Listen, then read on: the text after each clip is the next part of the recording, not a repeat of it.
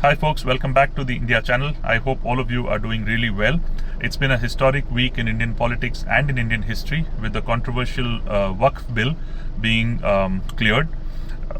Both houses of parliament witnessed very long sessions, both stretching well into midnight or well past midnight, with some very interesting debates and very interesting speeches. Now, there are three that I can recall vividly. Apart from what Amit Shah had to say, you had three folks, Sudhanshu Trivedi, and you of course had the Minority Affairs Minister Kiran Rijiju, and the gentleman from Hyderabad, Mr. Ghulam Ali. Now, I'll talk about this in detail.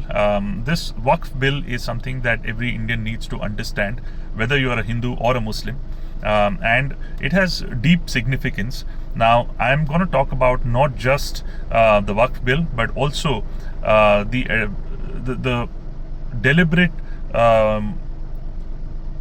sort of attempts made to break the Indian society post-independence. Now, I have detailed all of this out in my book, India Minority Victim.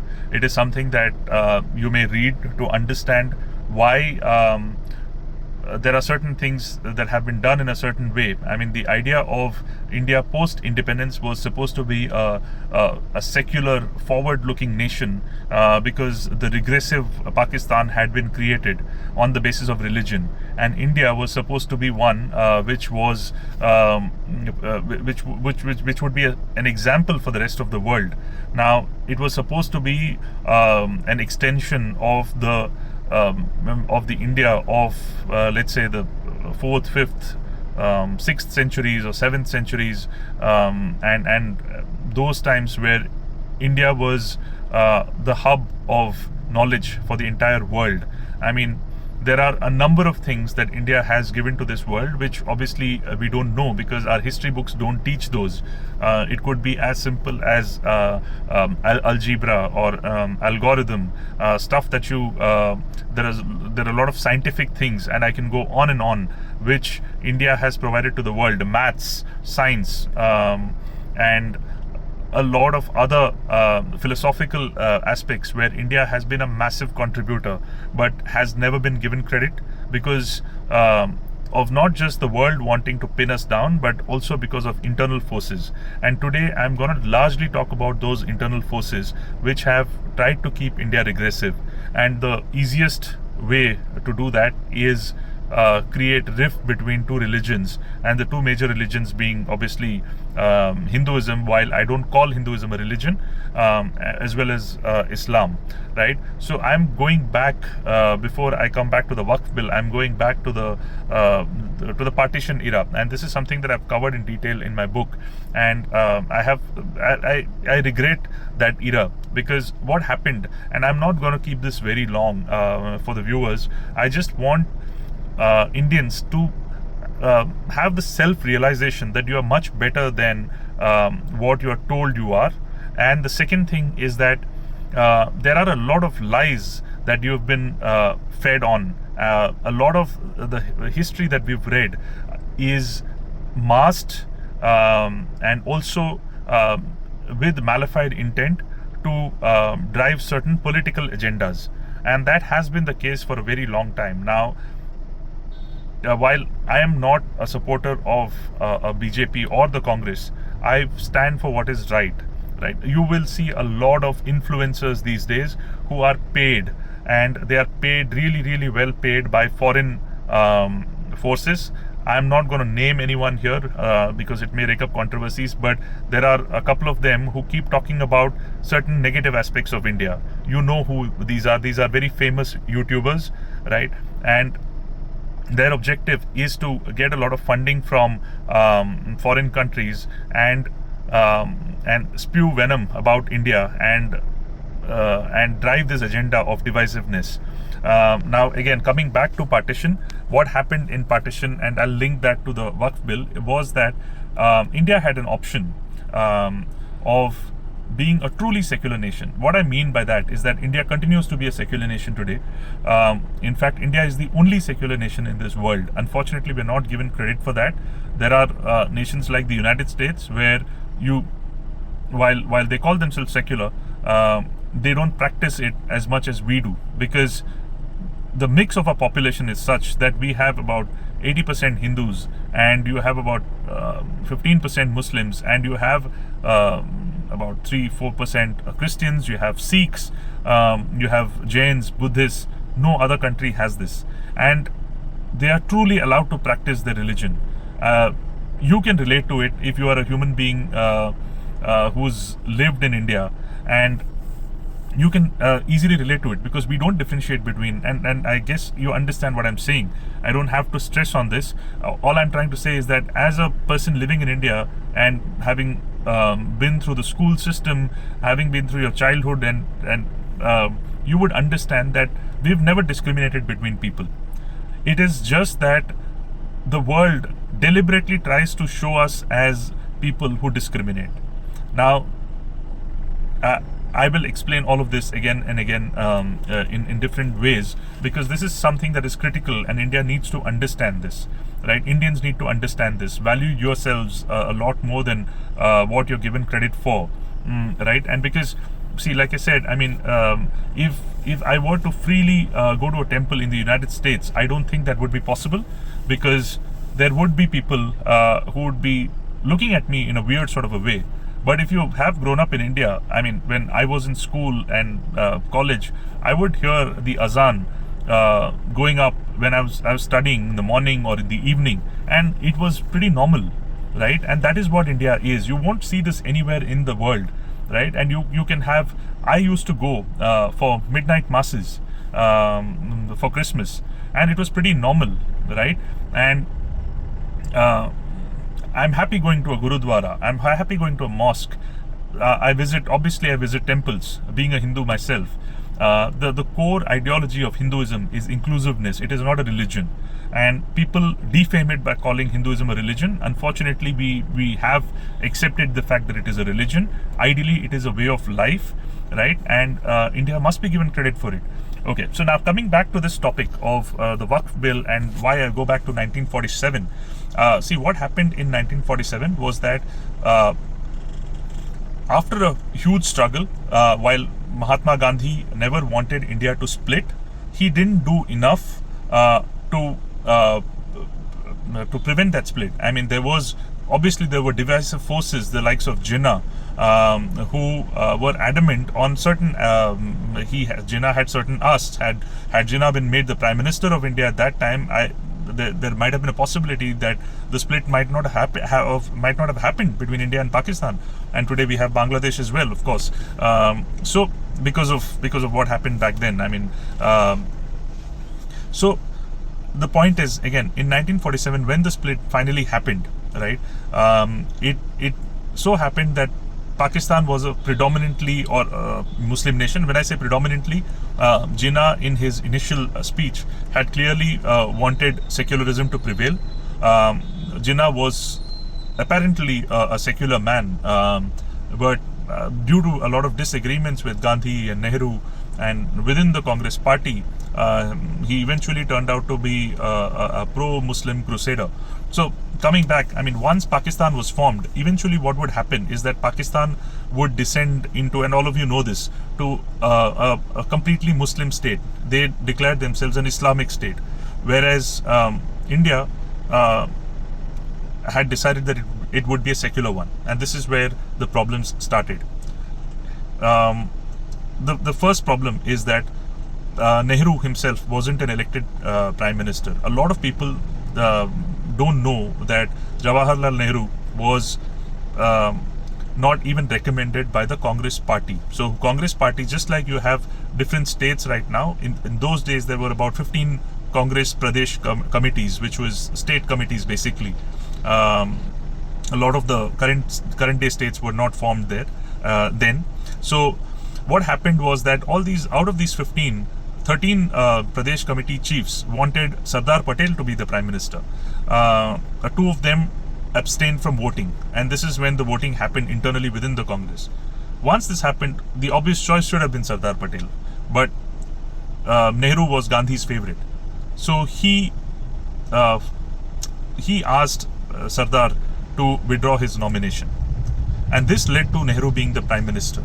And this is something that we are never taught in our history books. So people don't know that Nehru was actually not an elected Prime Minister.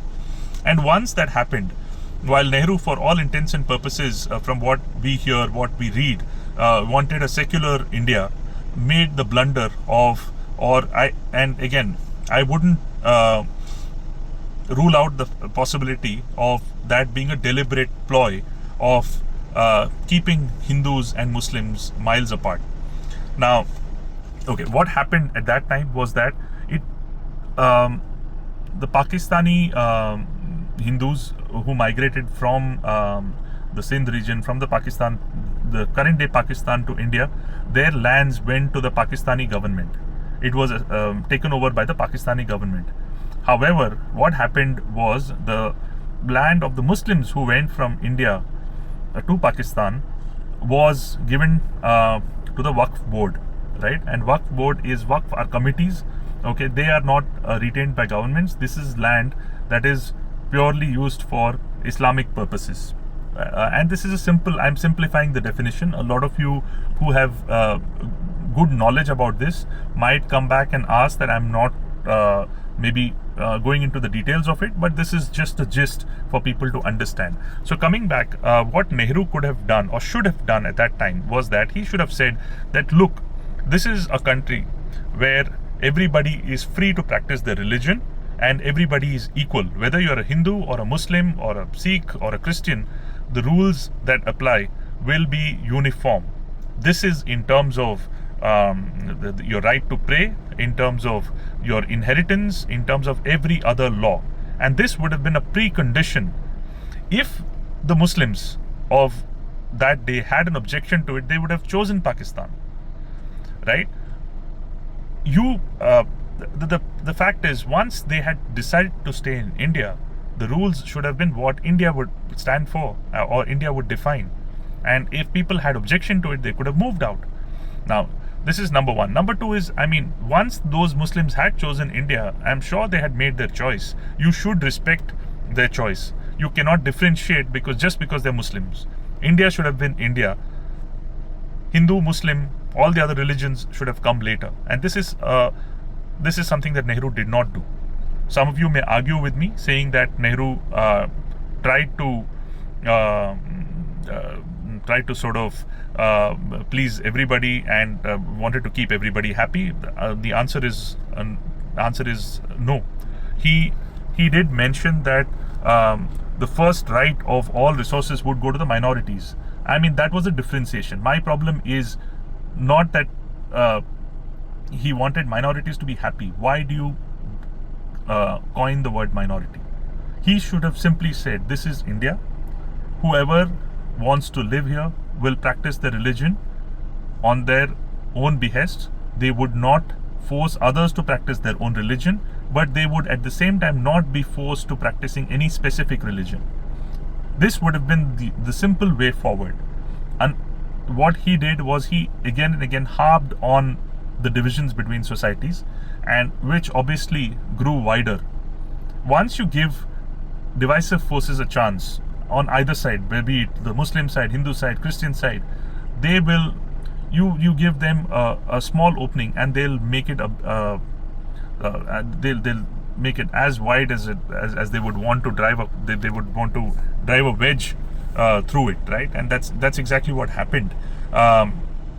So by the 1950s, Hindus were already disgruntled. I have read some letters. I've furnished a few of them in my book. These letters clearly call out that being a Hindu in India is becoming torturous because you cannot express your opinions freely. Everything that was being expressed was construed as or being projected as anti-minority, which was completely untrue. And so what happened was that the Congress ideology slowly started becoming one of appeasement. So what this did was that it obviously created a big wedge between the two communities, and gradually the Congress had to, in order to sort of preserve their vote bank of minorities, the minorities slowly started believing in the Congress, right? The minorities thought that this is a government that cares for us. Unfortunately, that wasn't the case. They did not do anything for the minorities. I mean, the simple fact, when I have a discussion with some of my friends who say that the Congress was pro-minority and BJP is not pro-minority, they are against the Muslims, I'm sorry, prove it to me. Because the poverty levels of Muslims today is appalling. And had the Congress genuinely cared for them, I'm sure that Muslims wouldn't be in this stage, in this state today. I mean, you may question BJP's policies. I mean, that's not my topic of discussion for today. You may probably question their sort of preference towards the majority. I mean, that is a debate for another day. I will explain that as well. But sticking to this particular topic, what the Congress did not only created rifts within India, the outside world saw this as an opportunity. They thought that, look, I mean, we have something on a platter. They see, India was obviously, the world realized that while India was extremely poor at that time, the country had huge potential. That's why if you go back to history, you will see historically the US and the UK allied with Pakistan. They allied with China. And the 1971 Bangladesh story, formation story, which I've detailed out. I mean, it was a story where India was left all alone. US and UK were ready to attack India, but India was saved by their dearest friend, Russia. Right? That's a topic for another day. So coming back to the Waqf bill, what happened progressively was that there was a lot of pressure from the minority community on, and they had certain asks. So what Nehru did was, in 1954, there was the first Waqf bill that was passed. In that bill, it was any land that the Waqf board would claim as Muslim property would belong to them. And this was, in a sense, this was the Waqf law of 1954. In 1995, they strengthened it further, saying that if the Waqf thinks that any land belongs to a Muslim, they can acquire it. So, and I'll just give you some examples. And in 2013, they gave them sweeping powers. They made it made the bill or the Waqf Act so strong that it couldn't be even contested in the Supreme Court of India. That is a joke. And if you see the examples of what the Waqf has claimed, for example, in Tamil Nadu, there is this famous Madurai Meenakshi temple. The temple is supposedly more than 1500 years old. Waqf has claimed that the land belongs to them. That is atrocious. I mean, this is a temple of massive significance in India, and Islam wasn't even existing at that time. Islam came into force in about the 8th century, and this temple is older than that. And the Waqf has claimed that land. And similarly, if you see, there is a lot of support that the BJP has got this time from Christian communities all across India, specifically in Kerala, because there is a village where the houses of all Christians have been claimed by the Waqf, and they've been protesting. One of the reasons why the BJP has got a lot of support from the Christians is because there have been multiple instances, especially in Kerala, where the Waqf has brazenly said that this land belongs to us. And once they decide, there is absolutely no recourse. There is nothing that could have stopped those claiming their own land. I mean, reclaiming their own land from these guys, because you couldn't go to a court to file a case. And that's what's been repealed as of yesterday. And that is great news, because this is something that is unjust from day one. And this is something that even the Muslims need to realize. I mean, and there is no Waqf law anywhere in the world, right? I mean, you don't have it in Saudi Arabia, you don't have it in Turkey, you don't have anywhere. My problem with Nehru and the Congress party on this is that if it is a secular nation, why do you need to have religious laws? You either call it a secular nation or you call it a religious nation, and you cannot have a law that favors one particular religion, whether it's a minority or the majority, and simultaneously call it a secular nation. Now that's a joke. And the problem that I have with people in India and the so-called influencers is that they always present one side of the story. I mean, why can't you talk like me? All I'm saying is that be neutral. I'm not saying that you be pro-Hindu. All I'm saying is be neutral. You cannot take one side of the story, and this is something that has happened over and over in India again. And these people, and they have egg on their faces today. The reason being 95% of Muslims in India, and these are supposedly the ones that were protected by the Congress, are below poverty line, are not educated, are not part of the formal education system. If the Congress had been genuine towards them, and Muslims should hear this, if they had been genuine towards them, they would have done a lot for their upliftment from day one. They did not. They merely used them as vote banks.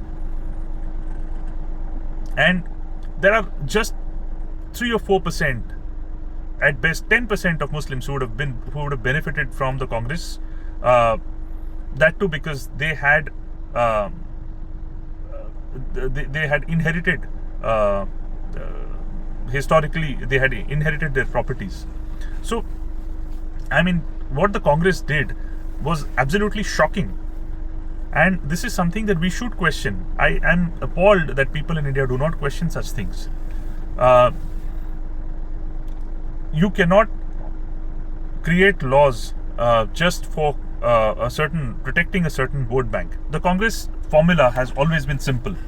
They believe that 20% of votes are guaranteed for them. So in India, if you see any election, you need about 39% of vote share to win an election. And what happens is usually the minorities vote in full attendance because they're mandated to do so, whereas the majority doesn't. So effectively what happens is, if there are 100 people in India, out of which 20 are minorities, what happens is only 60 of them end up voting. So if you look, if you do the math, it is 20 on 60, which effectively becomes 33%. The 20% becomes 33%, right? And that's where the Congress have always played. So they know that 33% is almost guaranteed for them. So out of the remaining, because the remaining votes would obviously get split, they would just need to get about 8-10%. All in the entire 33 obviously wouldn't go to them. It could be about, say, 25-26. So the remaining 12-13, which is enough to secure your win in the election, and that's always been the Congress strategy, and they've utilized Muslims for this. So coming back to the Waqf Act, the 2013 Act simply had certain provisions where if you, I mean, the 1995 and the 2013 ones, 2013 was just strengthened the 1995 version, because again 2014 was election year and the Congress wanted to secure their vote bank, and hence they eliminated even courts out of the purview of Waqf. I mean, you couldn't do anything with your land if the Waqf claimed it. Is that fair? It's a very simple question that I'm asking. Just think about it. And if there is 1% of people who think that this is fair, please have a debate with me. You cannot, either you call it a secular nation or you call it a religious nation. You cannot have laws defined. I'm not saying you have laws defined for Hindus. Tomorrow, if there is a land which belongs to a Muslim and a Hindu goes and claims it, that is also wrong. You cannot have a law for it. And that's the opposite of what had happened. A law which favored the Waqf boards to such an extent that, see, till the Waqf had 8 to 9 lakh acres of land till about 2013. This went up to about 22 lakh acres of land post to the 2013 Act, which means that tomorrow, if the Waqf claims anything, it is theirs. And that's why this law was very important. It is a wrong has been undone, a historic blunder has been undone, something that is, I would call the Waqf Act of 2013 as criminal, discriminatory, and this is something that every Indian should realize. It is something that should not happen anywhere in the world. So, coming back to the discussions that happened in Parliament, this is exactly what Sudhanshu Trivedi said. What Sudhanshu Trivedi said is that there have been a number of great Muslims that India has had. Now, the Congress never highlighted them. What the Congress did was protect the wrong ones, the likes of Yasin Malik, who's a terrorist, the likes of Ishrat Jahan, who's a terrorist that they protected. In fact, Congress coined the term Hindu terror. I mean, how atrocious can that be? Sushil Kumar Shinde in 2008 coined the word Hindu terror just to appease Muslims, because what had happened in 26/11 was obviously Pakistanis had come and attacked India.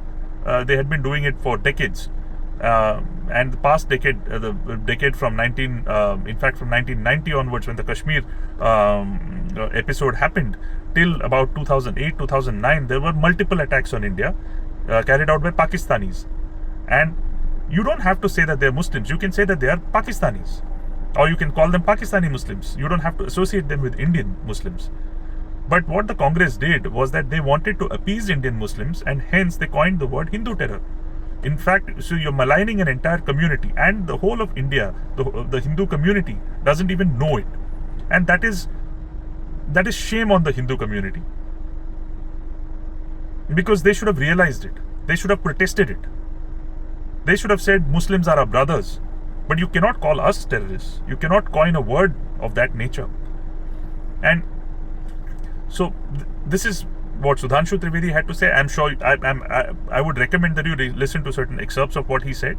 He said that the Congress deliberately tried to suppress Muslims, which is right. And this is exactly the tone that Kiran Rijiju also mentioned. And Kiran Rijiju also cited several examples of historical wrongdoings of the Congress and why this act is important for India. If you listen to Mr. Ghulam Ali, who himself is a Muslim, he is a BJP MP from Rajya Sabha, from Hyderabad, but he's pointed out several flaws. He's mentioned that Muslims don't need what the Congress has given them. All the Muslims need is upliftment, equality. Like I said, fundamentally, every Indian should question this, whether you're a Hindu or a Muslim. And please argue with me if you think I'm wrong. Every Indian should question the fact that you cannot use secularism along with religion. This is a nation, and there is time to do it even now. This is a nation where I'm happy if you bar all religious practices, be it Hindu practices, be it Muslim practices in public. Let religion be practiced within homes. I'm happy with that. Be neutral. And I challenge all these influencers and so-called well-wishers of the minority community to come out and openly say what I am saying. Let's practice equality. They wouldn't say that, because their agenda would fail. Their agenda is to drive conversions. Their agenda is to drive a wedge between communities. My agenda is to unite India.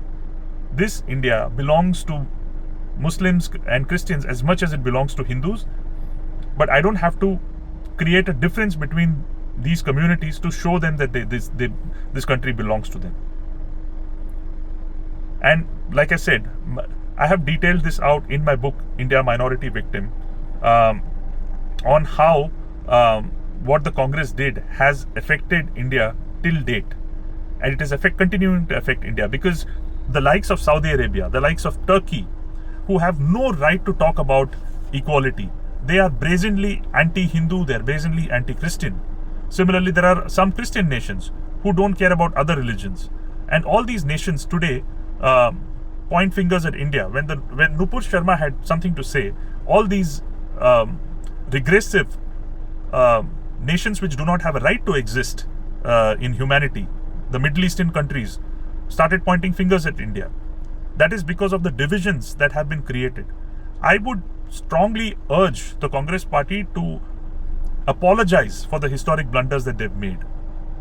I would appeal to the people of India to wake up and question this.